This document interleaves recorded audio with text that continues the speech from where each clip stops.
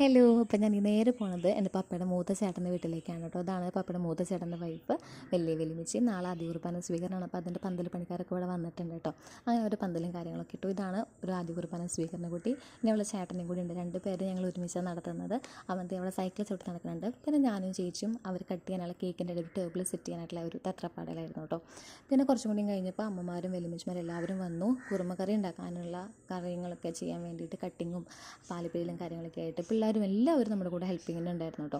നല്ല രസം. എല്ലാവരും കൂടിയിട്ട് ഒരുമിച്ച് ഗോസിപ്സൊക്കെ പറഞ്ഞിട്ട് വർത്താനമൊക്കെ പറഞ്ഞിട്ട് ഒരുമിച്ച് കുക്ക് ചെയ്യലും വർത്താനം പറയലും കളിയും ചെയ്യും തമാശയൊക്കെ നല്ല രസമല്ലേ. ഇടയ്ക്കെങ്കിലും നമുക്കൊന്ന് വേണം. അങ്ങനെ എല്ലാവരും അവിടെ പണിയിലെ തിരക്കിലായിരുന്നു കേട്ടോ. പുറത്താണെങ്കിലും ഞങ്ങൾ വലിയപ്പച്ചന്മാരും അപ്പന്മാരെല്ലാവരും സ്റ്റേജുകാരെ കാത്തിരിക്കുകയായിരുന്നു. പിന്നെ കുട്ടികൾക്ക് ബലൂൺ വീർപ്പിക്കാനായിട്ടുള്ള ഒരു പണി കൊടുത്തു. അപ്പോൾ അവരതിൻ്റെ ഒരു തിരക്കിലായിരുന്നു. അപ്പോൾ അതിൻ്റെ ഇടയിൽ കുറേ പിടിയും വലിയും ബഹളവും കാര്യങ്ങളും കരച്ചിലും മുട്ടലും ഒക്കെ ഉണ്ടായിരുന്നു കേട്ടോ.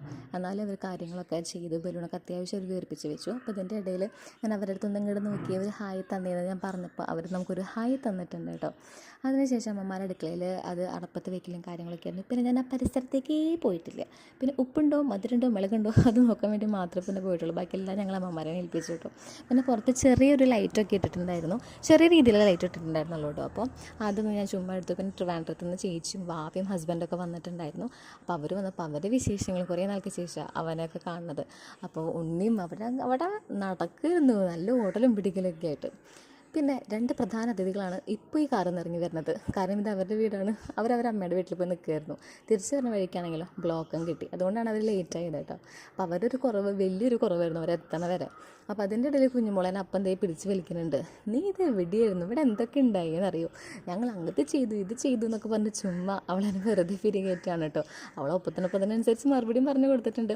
പിന്നെ പിള്ളേരെല്ലാവരും ആയല്ലോ. അപ്പോൾ അവർ ഓടി കളിക്കലും അങ്ങനെ കുറേ എണ്ണം വീഴലും അവസാനം ഇരുന്ന് കളിച്ചാൽ മതി എന്ന് പറഞ്ഞിട്ട് നമ്മളെന്നെ അവരെന്നെ കൊണ്ട് ഇരുത്തി ഇങ്ങനെ കളിച്ചാൽ വേണ്ടിയിട്ടാണെന്ന് പറഞ്ഞു.